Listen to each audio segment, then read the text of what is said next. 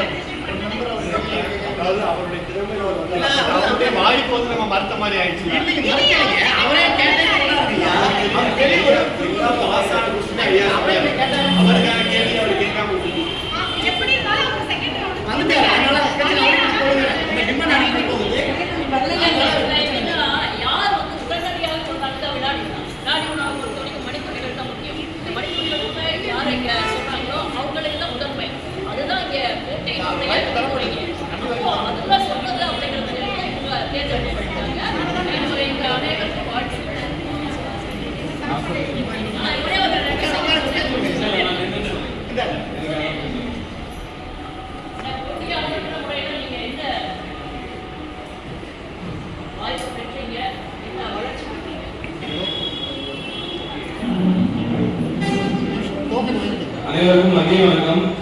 நான் வந்து முசிறிய அரசு ஆண்கள் மேல்நிலைப் பள்ளியில் முதுகலை தமிழாசிரியராக 11 வருடங்களாக பணிபுரிந்து வருகின்றேன். ஆமா, அடுத்தது எப்ப இந்த வள்ளுவர் 1/1/2000 வள்ளுவர் சிலை அப்பதான் திறந்தாங்க. இப்போ வந்து வெள்ளி விழா ஆண்டு 2025 1/1/2025 அன்னைக்கு நாங்க திருவள்ளுவரை பார்க்கணும்னு சொல்லி டிக்கெட்லாம் புக் பண்ணிட்டோம். கன்னியாகுமரியில போய் எல்லாரும் கொண்டாடுற மாதிரி நம்ம கொண்டாடக்கூடாது. பிறந்த நாளை சரி அந்த வெள்ளி விழா ஆண்டை கன்னியாகுமரியில போய் கொண்டாடணும்னு சொல்லி நானே என்னுடைய மனைவி என்னுடைய மகளும் ஆன்லைன்ல இதுல வந்து பாத்தீங்கன்னா ட்ரெயினுக்கு வந்து டிக்கெட் புக் பண்ணிட்டு வீட்டுக்கு வந்தேன். அதுக்கப்புறம் தான் வெள்ளி விழாவை முன்னிட்டு போட்டிகள் சொல்லி செய்தித்தாள்ல என்னுடைய நண்பர்கள் வந்து சொன்னாங்க. அந்த என்னைக்கு நான் அந்த செய்தி கேள்விப்பட்டோம் இப்போ வரைக்கும் நான் திருக்குறளை படிச்சுட்டு இருக்கேன். இப்ப காலையில வரும்போது ஆட்டோ வரைக்கும் நான் பஸ்ல வந்தா 2 பஸ் மாறணும், லேட் ஆயிடும், திருக்குறளை படிக்க முடியாது அப்படின்னால 1330 குறளை நான் படிக்கிறது பெருசே கிடையாது. ஏன்னா நான் 9வது 4வது எப்பனா நான் திருக்குறள் படிச்சிருப்பேன். என் பொண்ணும் எனக்காக எனக்கு ஹில்ஸ் எடுத்து கொடுத்துச்சு. என் பொண்ணு என்ன படிக்குது, 3வது படிக்குது, இங்கிலீஷ் மீடியத்துல படிக்குது, சிபிஎஸ்இ ஸ்கூல்ல படிக்குது. அவள் தமிழ் நல்லா படிப்பா, இங்கிலீஷ் நல்லா படிப்பா, ஹிந்தியும் நல்லா படிப்பா. ஒரு சாதாரணமா ஒரு கேள்வி கேட்டேன் என் பொண்ணுகிட்ட. எங்க வீட்டுக்காரமா இங்கிலீஷ் படிச்சிருக்காங்க. என் பொண்ணுகிட்ட கேட்ட கேள்விக்கு அவ சொன்ன பதில் எனக்கு நான் எதிர்பார்க்காத பதில். எப்போ உனக்கு எந்த சப்ஜெக்ட் பிடிக்கும்னு கேட்டேன். நான் தமிழ்னு சொன்னா அப்பா அம்மாவுக்கு சண்டை வந்துடும் சொல்லி அவ தமிழையும் சொல்லல, இங்கிலீஷையும் சொல்லல. எனக்கு பிடிச்ச சப்ஜெக்ட் எதுன்னு சொன்னான்னா ஹிந்தின்னு சொன்னான். அப்பதான் என்னைய விட என் பிள்ளை நல்லா வாசிக்குது படிக்குது அப்படின்னு என்னால வந்து உணர முடிஞ்சது. அதனால இந்த 1330 குறளையும் என்னை விட என் பொண்ணு வரிக்கு வரி வந்து வாசிச்சா. கிட்டத்தட்ட 60 குறள் படிச்சா. நாங்க வந்து வழக்கமா செல்போன் பார்க்க மாட்டோம், டிவி பார்க்க மாட்டோம். அவ 4 ஸ்கூல் விட்டு வந்தானா என் பிள்ளை 7 வரைக்கும் வீணை கிளாஸ் போவான். வீணை கிளாஸ் போயிட்டு வந்தோடனே அவ வந்து 10 வரைக்கும் படிப்பான். உள்ள படிக்கும்போது நாம செல்போன் பார்க்கலாமா? பார்க்க கூடாது. எங்க வீட்டுக்காரங்களும் செல்போன் பார்க்க மாட்டாங்க. நாங்க 3 பேருமே 10 வரைக்கும் படிப்போம், தூங்கிடுவோம். திரும்பி காலையில எழுந்திரிச்சு நான் 3 மணிக்கு எழுந்து படிப்பேன். வெறித்தனமா படிப்பேன். 3 நாள் சாப்பிடாம படிச்சிட்டு இருந்தேன். 2 வேளை தூங்காம படிச்சிட்டு இருக்கேன். எனக்கு போட்டினா லட்டு, அதுக்கப்புறம் நான் சொல்லவே தேவையில்லை.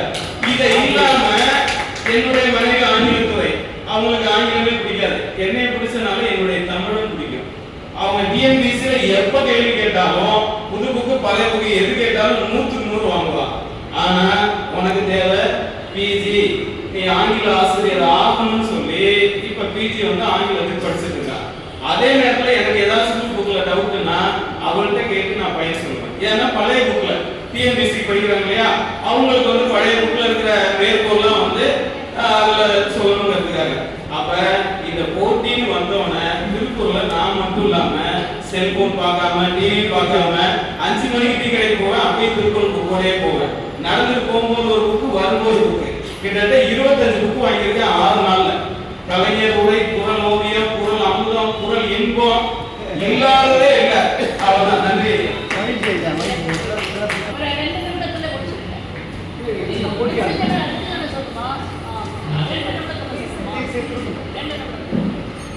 என்னோட பேர் புவனேஸ்வரி. நான் வந்து சோமரசனோட பக்கத்தில் கொய்யாத்தூர் அப்படிங்கிற ஊர்ல இருந்து வரேன். நான் வந்து லாஸ்ட் இப்போ 2024 குரூப் 4 வந்து செலக்ட் ஆயிருக்கேன். நான் தமிழ்ல வந்து 96 மார்க் வாங்கியிருக்கேன். நான் வந்து இந்த குரூப் 4க்காக தான் படிக்க ஸ்டார்ட் பண்ணேன் திருக்குறள். ஆனால் வந்து என்னோட லைஃப் ஸ்டைலே கொஞ்சம் மாற்றி இருக்குன்னு தான் சொல்ல முடியும். இப்போ நான் வந்து ஃபர்ஸ்ட்லாம் வந்து திருக்குறள்லாம் சரி ஓகே அவர் எழுதியிருக்காரு, அதை நம்ம படிக்கணும், நமக்கு மார்க் வரணும் அப்படிங்கிறதுக்காக தான் படிச்சுட்டு இருந்தேன். எங்கள் அக்கா பையன் வந்துட்டு அவன் 4th ஸ்டாண்டர்ட் தான் படிக்கிறான். அவனுக்கு வந்து இப்போ கிட்டத்தட்ட ஒரு 200 குறள்னாவது தெரியும். அவனே படிக்கிறான், நம்மளால என்ன படிக்க முடியாதா அப்படின்னு சொல்லிட்டு நான் சும்மா சரி எங்கள் அக்கா கூட காலையில் சொன்னாங்க சும்மா போய் எழுதிட்டு வா, என்ன நம்மளால முடியாதா அப்படின்னு சொல்லி நான் சும்மா தான் எழுதுறேன். உண்மையாலுமே நான் எக்ஸ்பெக்ட் பண்ணவே இல்லை. ரொம்ப நன்றி. அப்புறம் வந்து இங்கே லைப்ரரியில் தான் ஒரு 2 மாசமா படித்தேன் குரூப் 4க்கு. லைப்ரரி வர்றப்போ போகிறப்ப எல்லாமே வந்து அந்த மேலே லைப்ரரி புக்ஸ் எடுக்கிற சென்டரில் வந்து சும்மா ஃப்ரீ டைம் கிடைக்கிறப்ப திருக்குறள் படிப்பேன். எனக்கு திருக்குறள் வந்து ரொம்ப வணக்கம், என் பேர் குமேரா பர்வீன். எம்எஸ்சி மேத்தமெட்டிக்ஸ் முடிச்சுட்டு டிஎன்பிஎஸ்சி எக்ஸாமுக்காக இங்கே படிச்சுட்டு இருக்கேன். அதுக்கு முன்னாடியே வந்து திருக்குறள் வந்து ரொம்ப பிடிக்கும். காலையில் எழுந்திரிச்சு தொழுதுட்டு கொஞ்சம் குரான் படிச்சுட்டு அடுத்தது தினமும் ஒவ்வொரு நாள் ஒவ்வொரு அதிகாரம் அந்த 10 குறளை நான் படிப்பேன். ஏதோ ஒரு அதிகாரம் செலக்ட் பண்ணி படிச்சுட்டு ஒரு ஜேர்னல் மாதிரி எழுதினேன். ஸோ அதில் இப்போ நம்ம லைஃப் டைமில் எதை பண்ணலாம், எதை பண்ண முடியாது, இல்லை அதில் ஏதாவது கான்ட்ரவர்சியாக நமக்கு தோணுதா, இன்றைய காலகட்டத்தில் திருவள்ளுவர் சொன்ன இந்த விஷயங்களை நடைமுறைப்படுத்த முடியுமா அப்படிங்கிறத யோசிச்சு ஒரு ஜேர்னல் மாதிரி எப்பயுமே எழுதுவேன். கொஞ்சம் இப்போ எக்ஸாம் ப்ரிப்பரேஷன் கொஞ்சம் அதிகமாக இருக்கிறதுனால அது கொஞ்சம் விட்டு வச்சிருக்கோம். ஸோ திருக்குறள் அப்படிங்கிறது எல்லா மதம் சாதி எல்லாத்தையும் கடந்து தமிழர்களுடைய வேதமாக இருக்குது. ஸோ அதை எல்லாரும் படிக்கணும்.